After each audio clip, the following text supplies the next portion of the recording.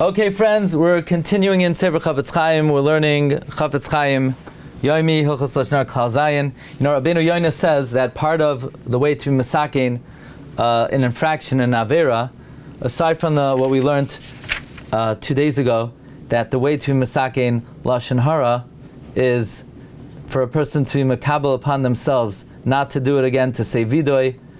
But also, Rabbi Yehuda says to rectify in the area where one had an infraction. So, let's say somebody was nichshel in Lashon Harah, to disseminate the knowledge of the importance of Zehiros in Lashon Harah.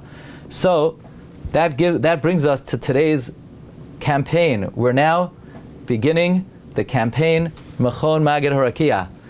And if you'd like to disseminate the knowledge of the importance of Lashon Harah, please participate in our campaign, charity.com/MMH25, or you could get it on our site, and it's not too late to set up your team page. Okay, we're learning Hilchos Lashon Harah, Klal Zayin, Halacha Gimel, Kishem Shasel Kav Lashonam Shama Me'echad. No, that's not what we're up to. We're up to Halacha Hey, Halacha Hey, Hey and Vav. Until now, everything we spoke about was about a regular Jew. But if he already assumed the status as a wicked person, why? Because it has become widespread about him many times.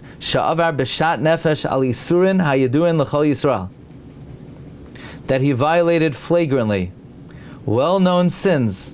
Shu aser, kineof, let's say adultery, kriyotz alish kazeh mutar lekabel lashon hara. On a Rasha, you could be makabel lashon hara. Now, it can be that the person has a cheskas kashrus, and these words that are being said are what is extricating him and making him a Rasha. Because then we should assume that his cheskas kashrus remains, and therefore do not believe these words that make him a Rasha. But if he had already been considered a Rasha, for example, many times rumors were swirling, but more than rumors, it was well known, it was widespread that someone committed an obvious sin. Let's say that he ate treif, let's say that he committed adultery, now he's a Rasha. So therefore, on a Rasha, you're allowed to be makabel lashon hara.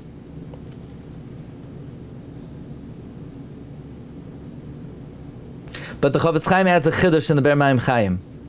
Not only if until now we knew he ate treif, it was nischazik that he ate treif, and then somebody came and told you he ate treif, of course you could believe it, because he already had a chazaka to eat treif. But what if until now he only had a chazaka for arayos, but he ate kosher, and now somebody says he ate treif? You could believe it. Why? He's already yatsa miklal amisecha. You hear this? Someone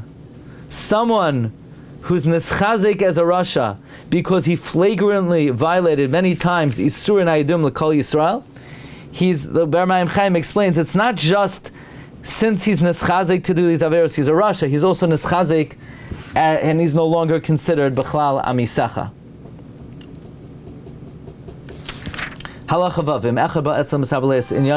Let's say somebody comes and tells you his own affairs, meaning his own business. And in the course of his conversation, he said something that's disparaging to him and to his friend. You can only believe him regarding himself, and not on his friend. Chofetz Chaim brings a right from the Gemara in Ksubis. If somebody says, me and my friend are tameh, meaning a woman says, me and my friend, we were both in captivity, I was violated, she wasn't, she's only believed regarding herself. And I would humbly assert that from here we see, not like the well-known legend that the Chofetz Chaim said, that you're not allowed to speak Lashon Hara about yourself. I don't think that's true. Because if you weren't allowed to speak Lashon Hara about yourself, then you wouldn't be believed about yourself. The fact that if you disparage yourself, somebody could believe it, means that there's no Isser Lashon Hara on oneself. Now, nobody's saying you should do it. That's not a smart thing to do. You shouldn't do it. But the Chofetz Chaim says that if somebody speaks Lashon Hara about themselves and another, you can only believe them regarding themselves, not regarding the other person. If there was an Isser Lashon Hara on oneself, then you wouldn't be able to believe them on themselves either.